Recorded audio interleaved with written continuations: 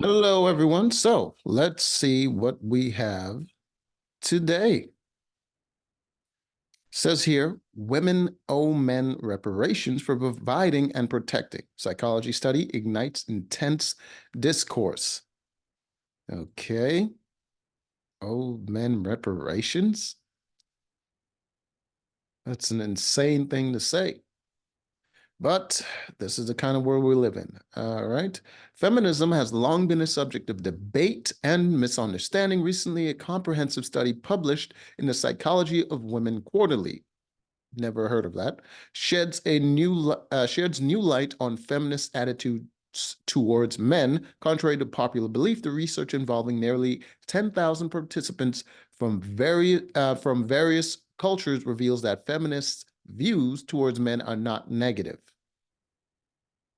I don't know how they would be able to come to that conclusion that it's not negative. Do you mean it's not outright like hatred, like a cult type thing? Because I'm pretty sure it's negative. Feminism is rooted in advocating for women's rights. It has achieved milestones like voting rights and more equal pay. All right. That's true, but uh, most of those things were started by men. Like the voting rights thing was pushed by men, and women got involved, and the equal pay thing was also pushed by men. And not to mention, before that even happened, like there were a bunch of men that couldn't vote, and those men fought for their rights to vote as well. Like literally, in a lot of cases, actually went to war to actually get the right to vote. And when it comes to equal pay, you ever heard of unions? Like men have been advocating for equal pay amongst themselves even before it was a thing between women. So it's never been like, oh, a discriminatory thing that only happened in this one instance. So it's something that kind of happens to everybody in life, and they kind of have to fight for it. So it shouldn't be like under the whole feminism thing, because it's kind of like cherry picking, right? Like say you open a store, and you all open a store, and you're all selling cakes, and then you're selling the cakes in a store, and everybody else has a cake selling store in your town, and you're the first one to do this. But then someone comes and they start selling cakes in a freaking on the side of the street or whatever, and then all of a sudden that person gets the title of the first person selling cakes in that town, even though you've been doing it before, but because you were doing it under a different banner, now you see what I'm saying? All right, let's go to the next one. The rising wave of feminist identity among young women. In the UK, most young women embrace feminism, while in the US, it's seen as polarizing. These differing perspectives intrigued researchers, including Afy Hopkins Doyle from the University of Surrey, to investigate the stereotypes associated with feminists. They especially focus on misconception of them being man haters. I knew it was going to be something like that. They were going to be like looking for the most extreme, and if they don't find it, then well, it's not negative. Uh, of course, most feminists aren't going to be man haters. Most people of any group is not going to be like, because hatred doesn't sustain any sort of group. Like you could even go and say you interviewed a bunch of KKK members, and you're like, oh, most of them don't actually really hate black people. A lot of the times it's just an ideological or political difference that they have, and they don't agree with certain policies and certain, like, obviously it's going to be like that, right? The most outspoken ones are going to be the ones that get the most pushback because they're kind of polarizing. But the majority are not going to be like that. It's not outright man hating, obviously, but a lot of it is very negative towards men, because that's how they cast their that's how they form their arguments. They're like, okay, this isn't equal because oh, these men have it and we don't have it. Like that doesn't make any sense. These men have it because they created it for themselves. Like everything that men had would be something that they created for themselves, and then women are like, oh, it's unfair that we don't also have that thing. It's like, is it discrimination if like the person that you're saying is discriminating against you created their own thing? Like you're not going out there and making and creating things. I'm sure if you did, then people can say that, oh, other people can do the same thing that you did to them. So like even the things that women actually have, they say it's women only spaces. It was created by men. The women weren't creating it. Like when the sports were just like men and women, you could all sign up, and it was mostly men. The women complained, and guess what the men did? They created a whole league. They created a whole space. They created everything that the women say that they didn't have. So it's never, anyways. Uh, Positive views across the borders. The survey covered countries like the US, UK, Italy, and Poland. Both feminists and non-feminists displayed generally positive attitudes towards men. This finding was pivotal in challenging the belief that feminists possess a negative bias against men. It illustrated that, contrary to popular opinion, feminist ideology does not equate to disliking or devaluing men. Generally positive attitude. All right. I would be very interested to see how this survey was conducted. Collective action and emotions. The study interestingly found that feminists express collective anger, particularly in response to the issues like sexual misconduct. However, this emotion did not translate into generally negative views of men. Really, really, it's it's very interesting that sexual misconduct tend to only identify the ways in which men court, right? The more aggressive, straightforward kind of way men court, but it doesn't include the way women do it. Like a lot of women would in the workplace, they would dress skimpy or whatever, or flirt with their colleagues and their bosses and all that stuff. But that wouldn't go under the sexual misconduct banner, right? So it's interesting that they would say that this is an issue that they have, but for some reason it's very biased towards one gender when they label these sort of actions. It's starting to flip a little bit now, where a lot more women are getting, called out for this kind of stuff. Like there's a couple. Was there like a mayor recently that like I got fired a guy that she was like hooking up with, and he's like suing her. All right. See, feminist attitudes in non-Western countries. They're expanding the research scope to include non-Western countries like China and India. The study found that feminists in these regions also shared positive attitudes towards men. The consistent, well, yeah, China and India. Um, the women are outnumbered in China anyways, and it's a very traditionalist kind of country. I'm not sure how the ladies are really treated over there because I've never really been to China, but I would assume that, especially if they're outnumbered, they get treated pretty well, but they're still going to face a lot of discrimination, I would think. I mean, a lot more than they would face in America. And India, very traditionalist kind of country.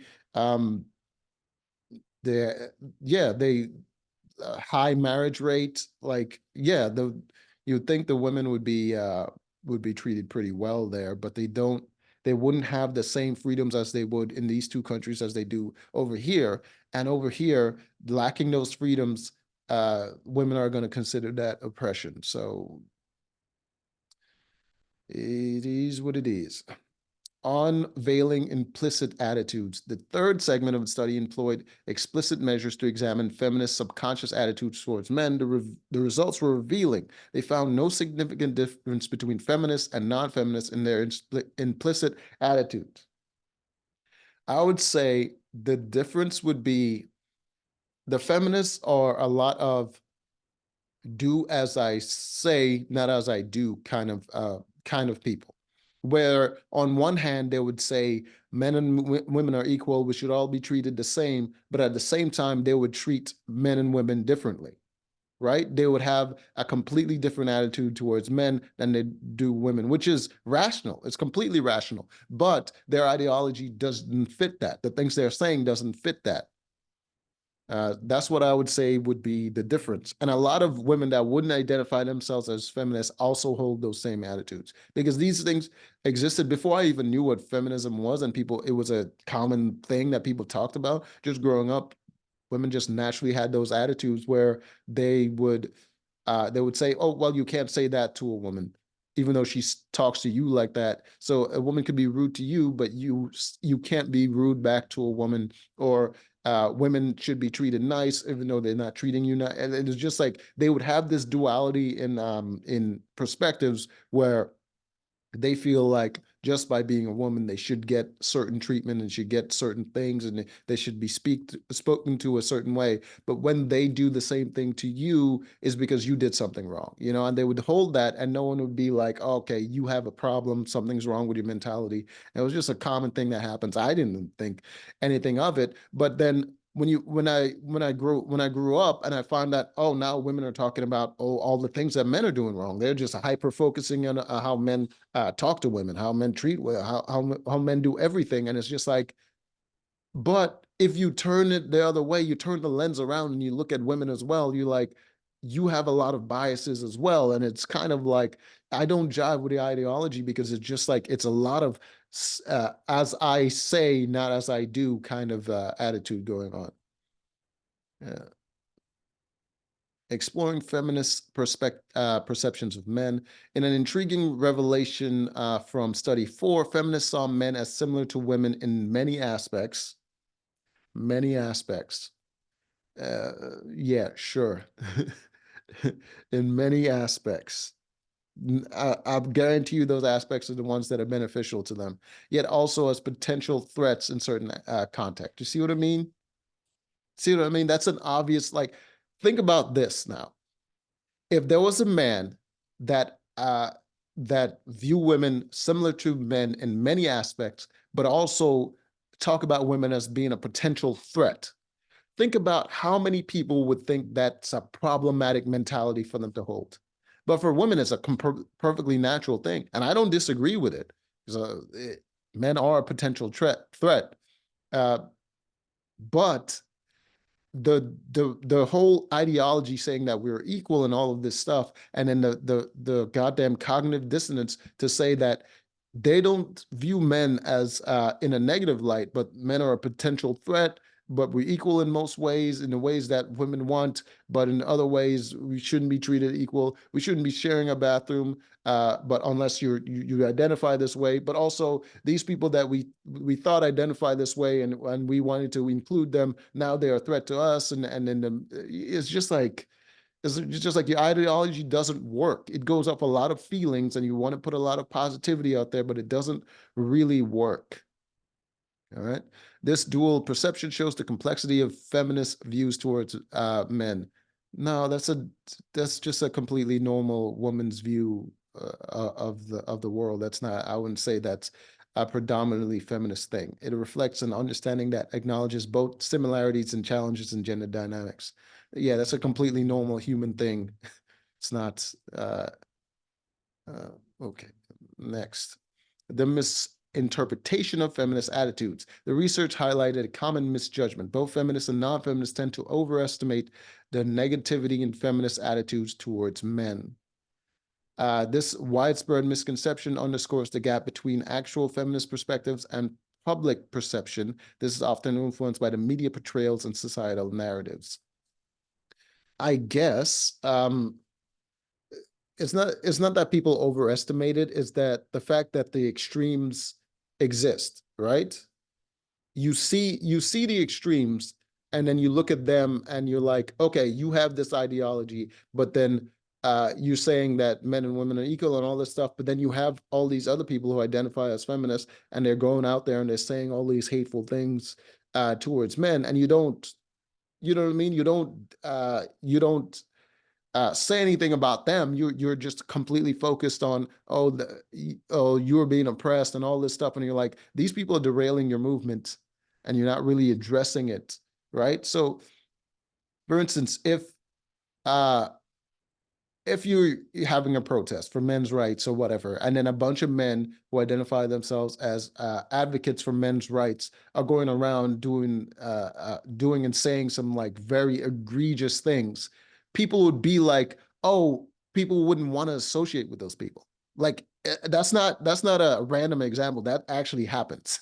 Like people don't want to associate those people, and they would call them. They will label them on their certain banner. Maybe they'll call them red pill or black pill or whatever, and they'll label them a certain way, and then they just don't want to associate with them. And a bunch of people are going to come out and be like, "Oh, I'm not this, I'm not that, and this is my problem with this. The people under this pill or that pill," and it's just what happens. But for some reason, it needs to be highlighted when it comes to the feminist movement when that happens. It's a common thing. UK's national perspective. Uh, the findings aligned with the global trend in a comprehensive study conducted in the UK. Feminists and non-feminists alike demonstrate similar positive attitudes towards men. This consistency across I don't get this title because none of this is explaining why it's called that. The comprehensive overview. The meta-analysis consolidated data from all studies that confirmed that feminists globally share positive attitudes towards men.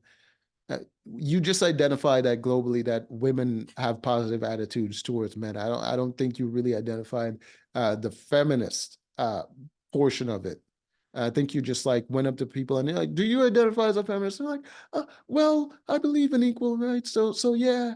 And, like that was just a random person that's not a feminist. So you just uh, expressed surprise at the size and consistency of the effects. These results strongly counter the prevalent misandry myth among feminists, indicating that it is untrue.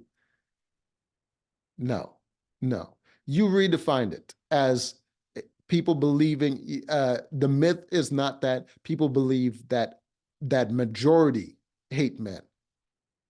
It's the belief that a lot of them hate men, and a lot is not a majority. So you didn't disprove the myth. You just redefined it as an overall attitude, addressing limitation in future directions. While the study offered valuable insights that predominantly relied on self-reported data, there you go, people would say anything. This might be influenced by social norms or the desire to present oneself favorably. I would say you just didn't, you didn't actually isolate actual feminists. I think you isolated just people that believe in like equal rights and equal pay and stuff like that. I think that's you got to like work on your definition of what a feminist is because they say there's a bunch of different waves of feminism and I don't know which wave you think is the myth belongs to. The myth belongs to as hating men because I don't think the first wave was that or first second I don't know, man. Recognizing this limitation, future research avenues could include more varied methodologies to better understand these attitudes. Okay, I think that is the end of that. Well, the title was misleading, and I'm going to use it. So, till next time.